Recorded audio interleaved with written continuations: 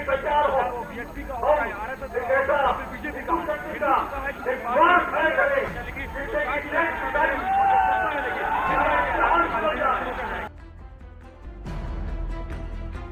जब जब देश में राम मंदिर आंदोलन की बात होगी तब तब विश्व हिंदू परिषद के संरक्षक रहे अशोक सिंघल का नाम लिया जाएगा।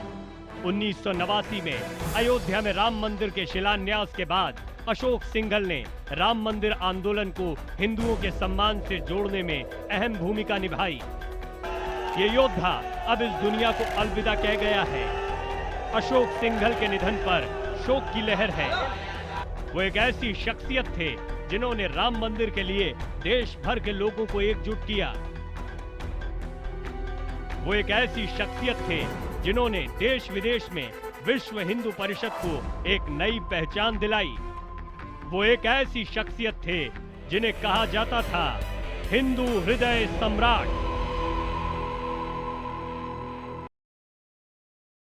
नमस्कार, मैं हूं प्रवीण तिवारी और खबरों में खास में आज बात हिंदू हृदय सम्राट अशोक सिंघल की। राम मंदिर आंदोलन की नींव रखने वाले और संघ परिवार के मजबूत नेताओं में से एक अशोक सिंघल को अब से कुछ देर पहले दिल्ली में आखिरी विदाई दी गई। अशोक सिंघल को श्रद्धांजलि देने के लिए दिल्ली के निगम बोध घाट पर बीजेपी, विश्व हिंदू परिषद और संघ से जुड़ा हर बड़ा चेहरा मौजूद था। अशोक सिंघल की जिंदगी पर देखते हैं हमारी ये खास रिपोर्ट।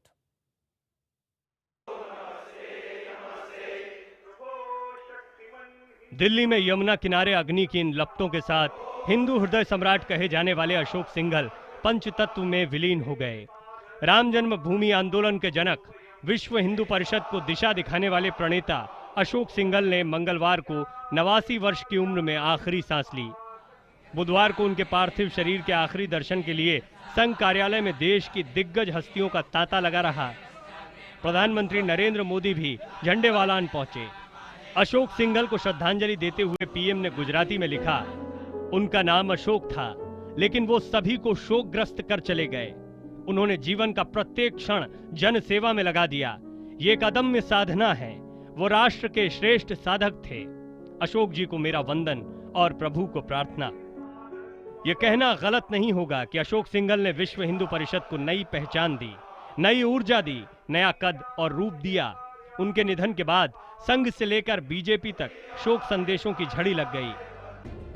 अशोक सिंघल ने बहुत कम उम्र में ही खुद को संघ के लिए समर्पित कर दिया था। अशोक सिंघल का जन्म 15 सितंबर 1926 को आगरा में हुआ था। उन्होंने हिंदू विश्वविद्यालय से इंजीनियरिंग की पढ़ाई पूरी की। अपने ग्रेजुएशन के समय ही सिंघल संघ के संपर्क में आए और प्रचारक बन गए। प्रचारक रहते हुए उन्होंने देश के कई राज्यों में संघ के लिए काम किया। आपातकाल के दौरान सिंघल जेल भी भेजे गए। साल 1980 में नई जिम्मेदारियों के साथ उन्हें विश्व हिंदू परिषद में भेज दिया गया। नई जिम्मेदारियों के साथ अशोक सिंघल ने सबसे पहले धर्म परिवर्तन रोकने की मुहिम छेड़ी। उन्हें पता चला कि तमिलनाडु में ऊंची जातियों के बर्ताव से परेशान होकर दलित धर्म बदल रहे हैं। दलितों की शिकायत ये भी थी कि उन्हें मंदिर में जाने की इजाजत नहीं। इसके बाद अशोक सिंघल की अगुवाई में दलितों के लिए 200 से ज्यादा मंदिर बनवाए गए। देश में हिंदुत्व को फिर से मजबूत और एकजुट करने के लिए 1984 में धर्म संसद के आयोजन में अशोक सिंघल ने ही मुख्य भूमिका निभाई थी। राम मंदिर आंदोलन को भले ही बीजेपी के बड़े नेताओं से जोड़कर देखा जाता है, लेकिन असल में अशोक सिंघल की कोशिश से ही राम मंदिर आंदोलन का विस्तार पूरे देश में हुआ। अशोक सिंघल के बारे में ये भी बहुत कम लोग जानते हैं कि वो शास्त्रीय गायन के भी जानकार थे और उन्होंने हिंदुस्तानी संगीत की भी शिक्षा ली थी। IBN 7 की उन्हें श्रद्धांजलि।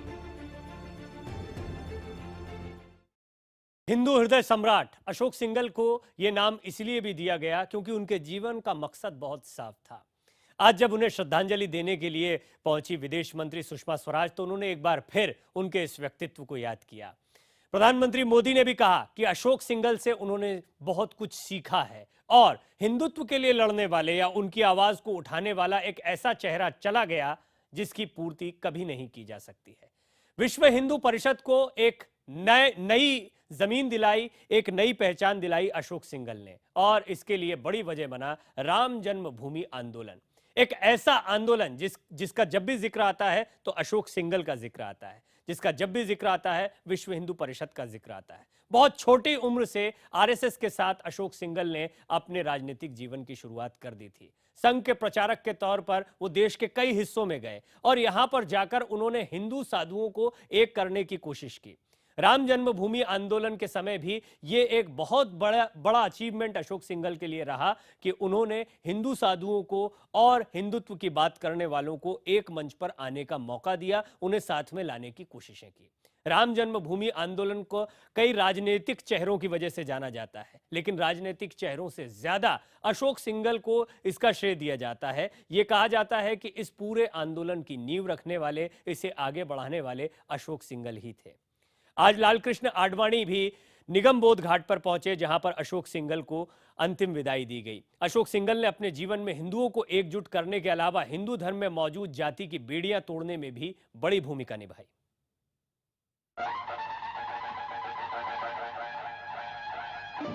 इतिहास में आंदोलन बहुत होते हैं, लेकिन बहुत कम होते हैं जो इतिहास बना दें, इतिहास में हमेशा हमेशा के लिए दर्ज हो जाएं। अशोक सिंघल देश के इतिहास में हमेशा हमेशा के लिए दर्ज हो जाने वाले राम जन्मभूमि आंदोलन के मुखिया थे।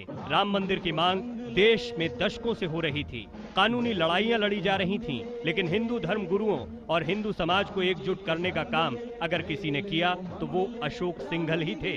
इसकी शुरुआत हुई थी आज से करीब 31 साल पहले, जब दिल्ली के विज्ञान भवन में वीएचपी ने पहली धर्म संसद का आयोजन किया। इसी धर्म संसद में यह तय हुआ कि श्री राम जन्मभूमि पर लगे ताले को खुलवाने के लिए देश में बड़ा आंदोलन छेड़ा जाएगा।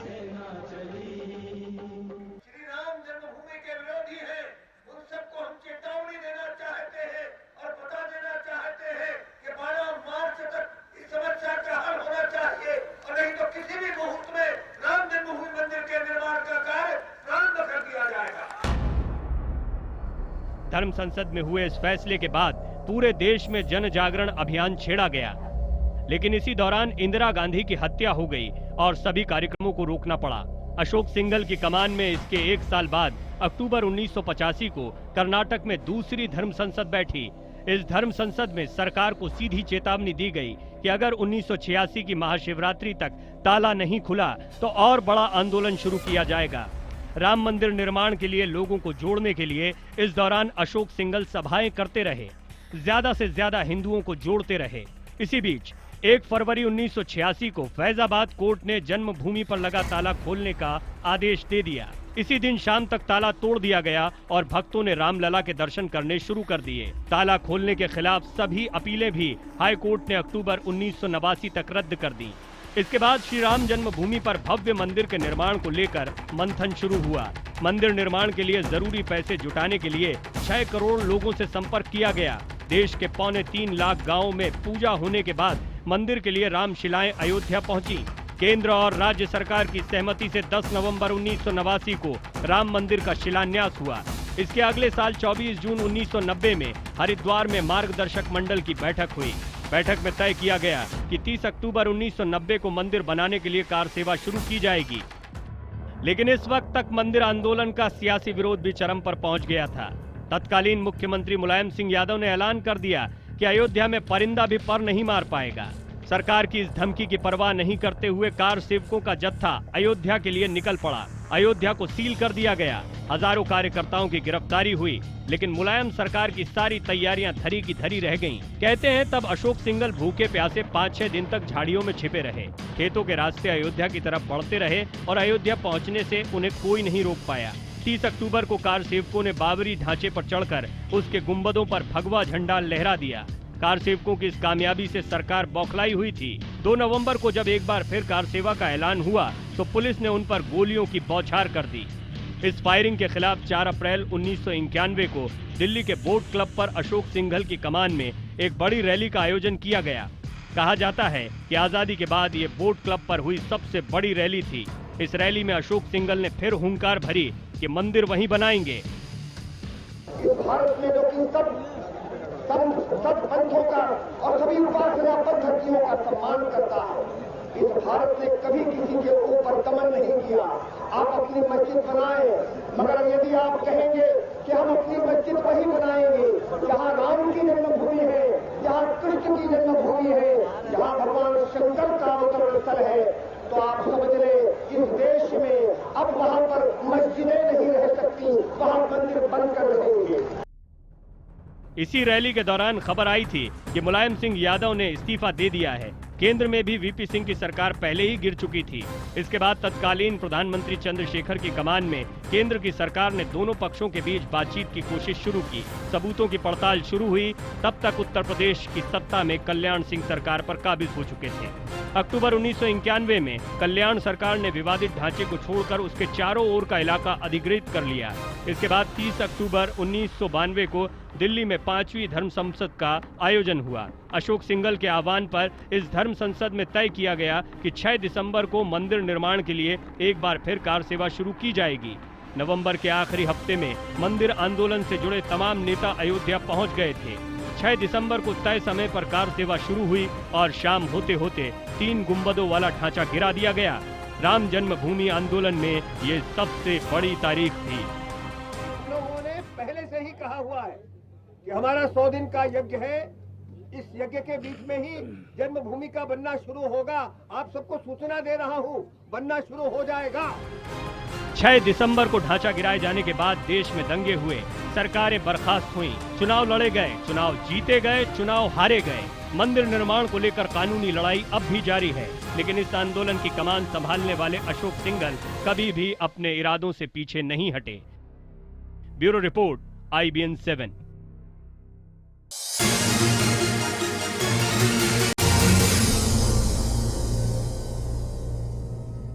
खबरों में खास में एक बार फिर आपका स्वागत है। आज हम बात कर रहे हैं हिंदू हृदय सम्राट कहे जाने वाले अशोक सिंघल की। यह अशोक सिंघल ही थे जिन्होंने सबसे पहले आवाज उठाई थी कि बीजेपी नरेंद्र मोदी को पीएम उम्मीदवार घोषित करे। धर्म संसद में सिंघल के आह्वान का असर भी हुआ। नरेंद्र मोदी न सिर्फ पीएम उम्मीदवार घोषित हुए बल्कि चुनाव में बम्पर कामयाबी भी हासिल की।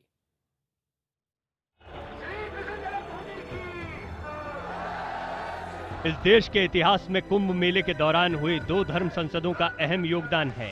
दोनों ही धर्म संसदों में अशोक सिंघल की अगुवाई में 2 ऐसे फैसले हुए जिसने देश की दिशा और दशा बदल दी। एक धर्म संसद हुई थी 1989 में। इस धर्म संसद में राम मंदिर निर्माण के लिए शिलान्यास का फैसला हुआ, तो दूसरी धर्म संसद हुई थी 2013 में। दूसरी धर्म संसद में प्रधानमंत्री नरेंद्र मोदी को लेकर फैसला हुआ था। इन दोनों ही धर्म संसदों के एक ही सूत्र थे, अशोक सिंघल। 1989 की धर्म संसद में अशोक सिंघल ने मंदिर निर्माण का वचन लिया था। इसके बाद जब केंद्र में अटल बिहारी वाजपेयी की सरकार बनी तो एक बार फिर अशोक सिंघल ने मुद्दा जोर शोर से उठाया। वो इसके लिए अनशन पर भी बैठ गए, लेकिन तब सरकार ने उनका अनशन जबरन तुड़वा दिया था। कहते हैं इसके बाद अशोक सिंघल और अटल बिहारी वाजपेयी के बीच बातचीत भी बंद हो गई थी। इसके बाद के सालों में केंद्र में सरकार चाहे जिसकी रही हो, अशोक सिंघल ने मंदिर आंदोलन को खत्म नहीं होने दिया। फरवरी 2013 को इलाहाबाद में कुंभ के दौरान हुई धर्म संसद में पहली बार अशोक सिंघल ने ही गुजरात के तत्कालीन मुख्यमंत्री नरेंद्र मोदी का नाम प्रधानमंत्री पद के लिए सुझाया। धर्म संसद में इस पर एक राय बनी कि बीजेपी नरेंद्र मोदी का नाम प्रधानमंत्री पद के उम्मीदवार के तौर पर घोषित करे। The prime ministership is a question of political parties. But in the case of Modi, I find that the masses are now crying, bring Modi as the prime minister. So this is after Jawaharlal Nehru that for the first time we are seeing that the masses want him. धर्म संसद के मंच से ये भी कहा गया कि जब नरेंद्र मोदी देश के प्रधानमंत्री बनेंगे तभी राम मंदिर निर्माण का रास्ता साफ होगा। यहीं पर पीएम मोदी को हिंदुत्व का सबसे बड़ा प्रतीक भी बताया गया। धर्म संसद में अशोक सिंघल के आह्वान के बाद गोवा में बीजेपी की बैठक में पहली बार पीएम नरेंद्र मोदी का नाम प्रचार कमेटी के अध्यक्ष के तौर पर तय किया गया। इसके बाद तो जो हुआ वो खुद अपने आप में एक इतिहास है। केंद्र में अब नरेंद्र मोदी की कमान में सरकार चल रही है। आखिरी वक्त में भी अशोक सिंघल ये भरोसा जताकर गए हैं कि देश में राम मंदिर का निर्माण जरूर होगा।